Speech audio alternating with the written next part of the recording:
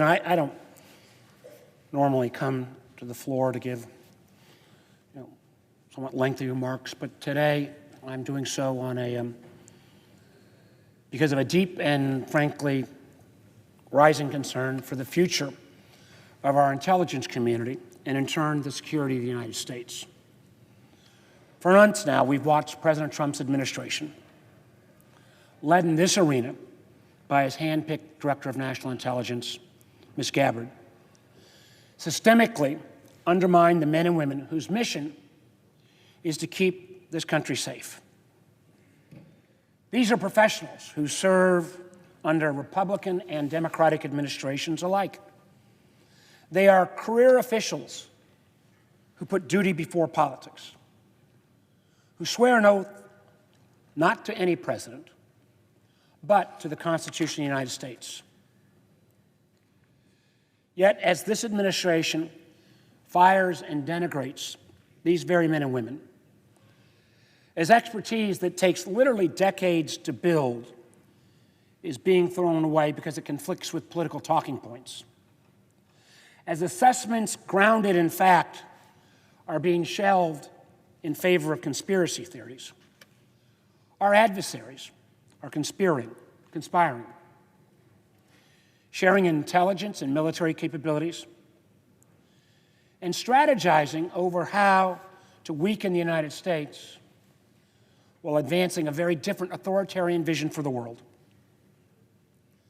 At the same time, I fear the integrity of our intelligence is being sacrificed on the altar of partisan convenience. Mr. President, this is not some kind of inside the Beltway turf battle, and it's not another partisan disagreement. I believe at stake is something much more fundamental. Whether America will continue to have an intelligence community free to speak truth to power, or whether political pressure will blind us to the very real threats our nation faces. History shows us what happens when intelligence is ignored, manipulated, or kept from those who need it most. In 1941, the United States Navy intercepted communications showing that Japan was planning to attack Pearl Harbor. That knowledge ended up being of little use because it was not communicated to the people who could have taken action to protect the fleet. The result was a devastating surprise that cost thousands of American lives. In the aftermath, Congress resolved that we would never again afford to be blindsided. So in 1947, in a bipartisan way, Congress created the Central Intelligence Agency, the modern Department of Defense, and other institutions to ensure that unfiltered, unbiased intelligence is provided to the President, to Congress, and to our military. These institutions are meant to protect us from surprises and to give policymakers the truth, even when it is inconvenient or uncomfortable. Now, for the most part, this system has worked. But all of us who work up here know it's never been perfect. The abuses revealed by the Church Committee in the 1970s made clear why strong congressional oversight is essential. That's why the Senate Intelligence Committee was established in 1976 and our House counterpart the following year. Today, while not flawless, these committees, of which I know the presiding officer is a member, these committees remain the best check we have to ensure that intelligence agencies uphold American values and laws and avoid repeating past mistakes and hopefully learning from them when they do occur. Even with our modern system of congressional oversight, we've seen tragic failures. Intelligence failed to predict the collapse of the Soviet Union. We failed to connect the dots before 9/11. And perhaps most foreboding, in the run-up to the Iraq War, intelligence was distorted to fit policy preferences.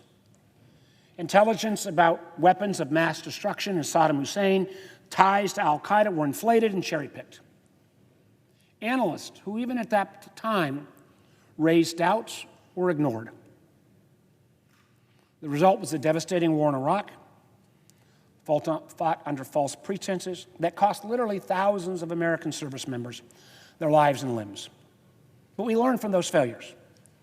After the September 11th attacks, Congress placed additional safeguards and created a new position, the Director of National Intelligence. The objective was to better coordinate our intelligence agencies, to avoid the so-called groupthink, to remove silos amongst our now 18, 19 intelligence agencies, and to ensure that analysts could provide thorough, candid assessments, again, even when the truth was uncomfortable or unwelcome. That was the commitment I asked for President Trump's nominee and the current Director of National Intelligence, Ms. Gabbard, to make during her confirmation hearing. And she assured our committee and the American people that she would protect the independence of the intelligence community, to ensure that the IC is never politicized. She even pointed to the run-up to the war in Iraq as the clearest example of what happens when intelligence is bent to fit policy, and the president is told only what he wants to hear. She pledged that she would never allow those mistakes to be repeated on her watch. But Mr. President, in only 6 months, we have seen the opposite from this administration. We've seen career FBI agents, people who have risked their lives for this country, forced out of their positions simply for investigating crimes committed in the January 6th insurrection.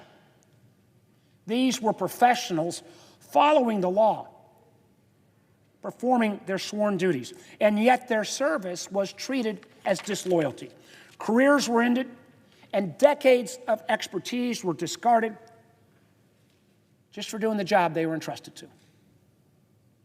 We've seen the chairman and deputy chairman of the National Intelligence Council dismissed because their well-documented, evidence-based assessment of the Venezuelan Tren de Larga criminal network did not align with the administration's preferred narrative. These analysts presented carefully sourced intelligence, showed, and the gang of bad guys acted actually independent of the Venezuelan government, not at the behest of foreign officials. Yet, their findings were rejected and their leadership positions removed, simply because the truth didn't fit a politically convenient story. And again, to be clear, there is no question that Maduro's regime in Venezuela and the TDA are ruthless actors who pose real threats. But punishing intelligence officials in particular, for telling the truth only weakens our ability to confront them. We've seen the three-star general leading the Defense Intelligence Agency pushed out after analysts produced a straightforward, evidence-based assessment showing that Iran's nuclear program had not been obliterated, as President Trump so loudly claimed. Rather than face those facts, the administration decided to punish the messenger. And he was let go from DIA. We've seen more recently analysts, literally with decades of experience on Russia, stripped of their security clearances or reassigned at the very moment that years of expertise is needed most. More recently, DNI Gabbard has personally revoked the clearances of at least 37 individuals in a transparently political act of vengeance in a single stroke of a pen. And at least in one case, exposing an official working undercover. That alone, putting someone who's worked undercover and identifying that identity, in past administrations would have been grounds for firing. We've seen statutory requirements to keep Congress fully and currently informed ignored, oversight stymied and obstructed, and inspector generals who are supposed to keep their eyes on these agencies, inspector generals and their personnel silenced, forced out, or removed.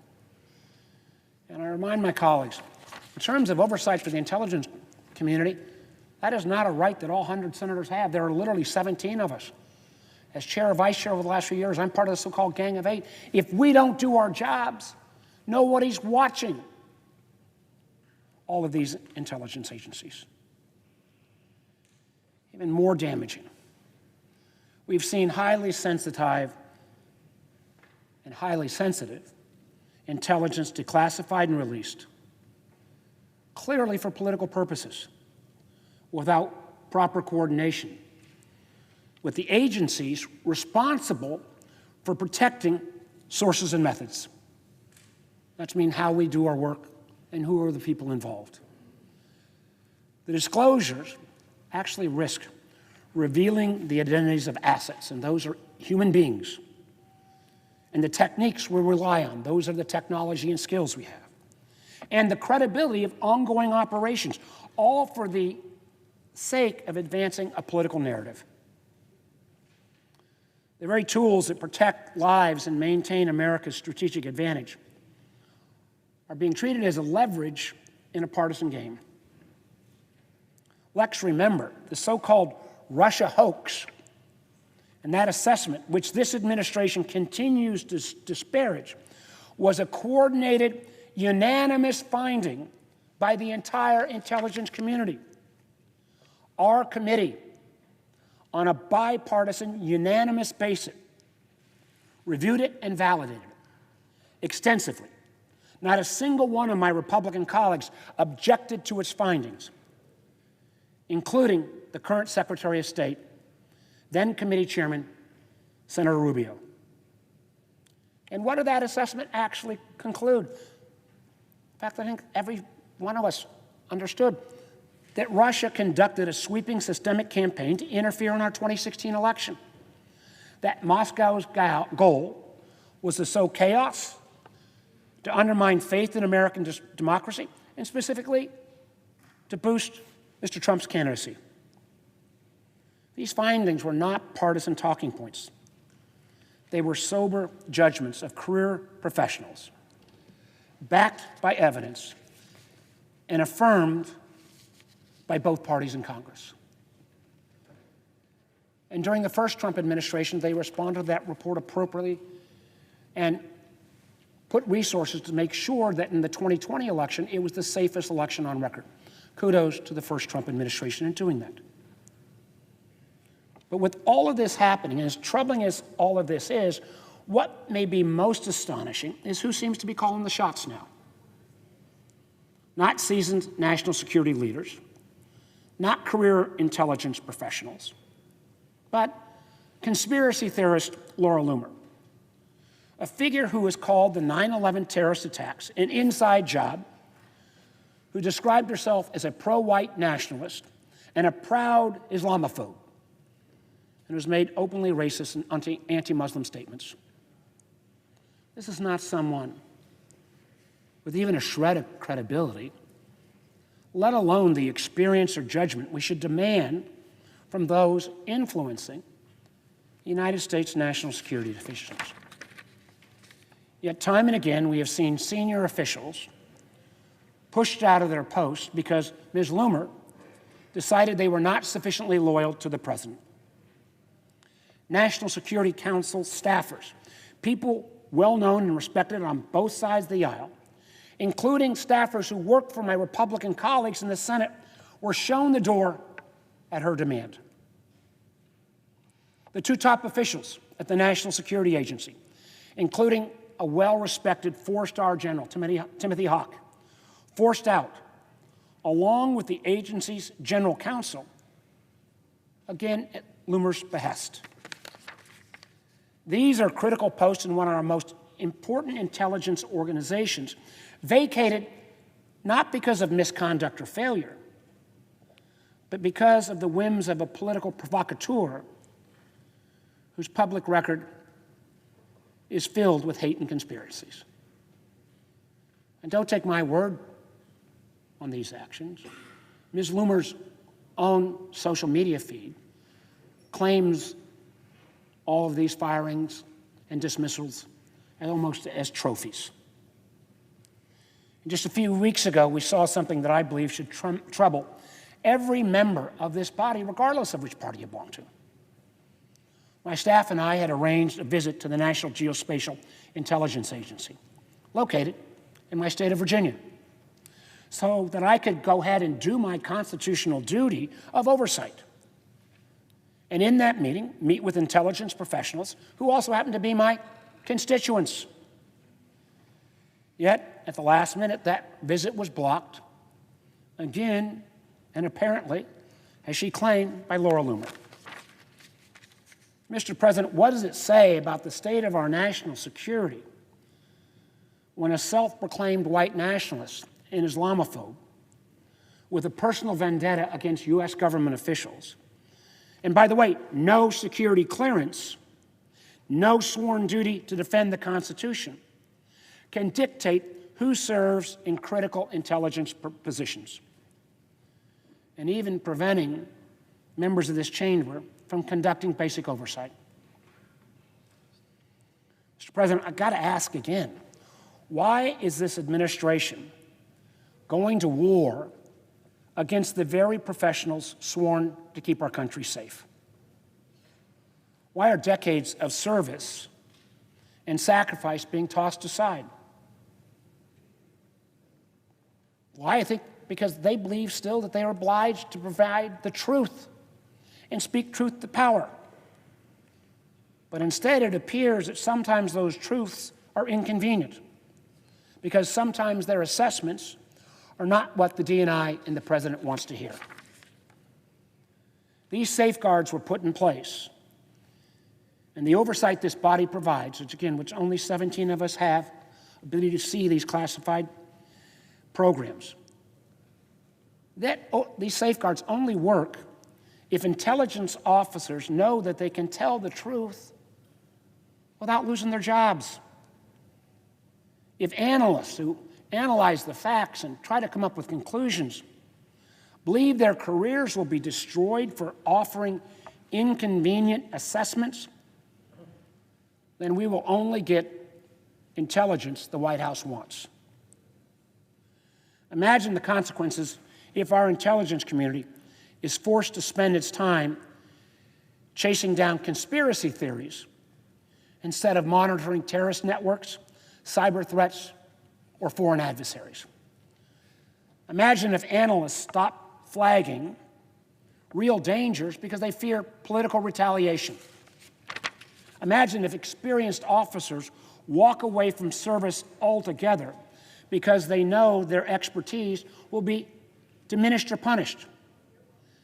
That kind of environment doesn't just weaken our intelligence community, it puts every American family at risk. Again, Mr. President, this is not some kind of partisan point. Democrats and Republicans alike have relied on the intelligence community to keep the country safe. Every president, whether they liked what they were hearing or not, has depended on accurate, independent analysis to make the decisions that affect millions of lives. That's what makes this current moment so alarming. We are dismantling trust in institutions that literally took generations to build. We are eroding morale among some of the most dedicated professionals in public service. And I fear that we're sending a clear message to young officers, whether they're at the CIA or any of the other intelligence agencies. Don't bother building a career in intelligence if you plan on telling the truth. Meanwhile, these aren't actions in a vacuum. Our adversaries aren't slowing down. Cyber attacks, disinformation campaigns, nuclear proliferation, terrorist attacks, transnational criminal organizations. These threats are real, and they will not going to wait for us to get our house in order. If we continue to allow politics to dictate what intelligence is acceptable, we are effectively flying blind. That's why I, again, urge my colleagues on both sides of the aisle, please, for God's sake, take this seriously. We can disagree about policy, but we cannot allow the facts themselves to be corrupted. The intelligence community must remain independent, professional, and committed to the Constitution above all else. I've had the opportunity on my tenure on this committee to work with a lot of these men and women. I didn't know many of them before I was on the Intelligence Committee. They are dedicated professionals. I've never asked a single one what their partisan affiliation was. They oftentimes put their lives in harm's way and candidly never even get the attention that our military does. They work in secret. The truth is, these professionals and the work they do deserves to be respected, honored, and listened to. Because if you corrupt the intelligence and bend it to political wills, we've seen constant examples of what happened. The truth is, the American people deserve nothing more, nothing less. I thank you, Mr. President, and I yield the floor.